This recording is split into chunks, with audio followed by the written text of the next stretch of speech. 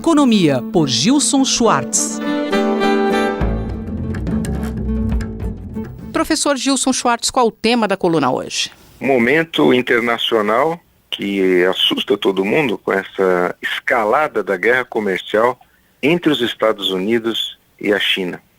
Acontece uma ruptura, que é uma ruptura estrutural do próprio modelo da globalização.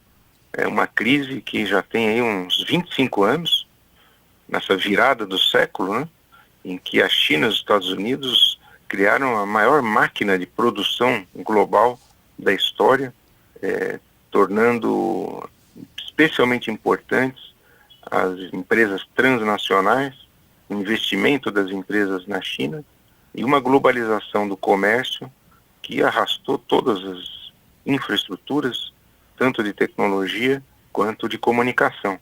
Toda essa transformação parece que vai por terra agora, com uma profunda crise nas relações comerciais entre Estados Unidos e China, mas que é um momento final já, então, desse processo de transição do século XX para o século XXI e de uma grande crise em 3 tempos. Uma crise final do capitalismo tal como a gente conhece, esse sistema herdado aí do século XX, XIX, etc. Né? Primeiro foi a crise de 2008, comparável até, alguns consideraram pior que a de 29.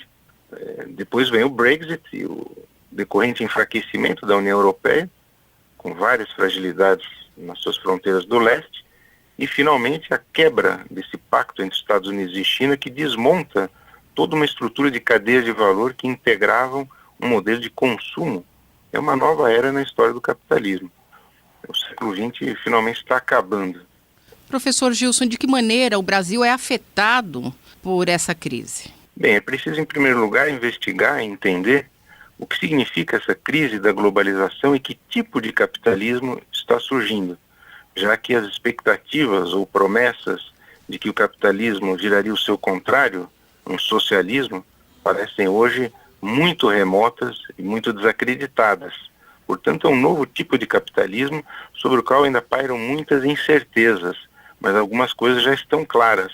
É um capitalismo da inteligência, justamente dos ícones, uma economia. Nesse contexto, o Brasil esqueceu do que seria ou poderia ser. Aqui predomina a volta ao passado.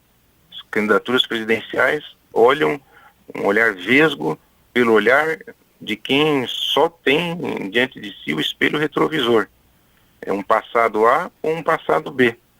Com o fim do Pacto Desenvolvimentista do pós-guerra, em que nós acompanhamos essa hegemonia norte-americana, o Brasil hoje carece realmente de ícones que apontem para o futuro, mobilizando um novo consenso sobre as fronteiras da nação. Semana que vem voltamos comentando tendências da economia, política e tecnologia no Brasil e no mundo. Eu, Simone Lemos, ouvi o professor Gilson Schwartz. Economia, por Gilson Schwartz.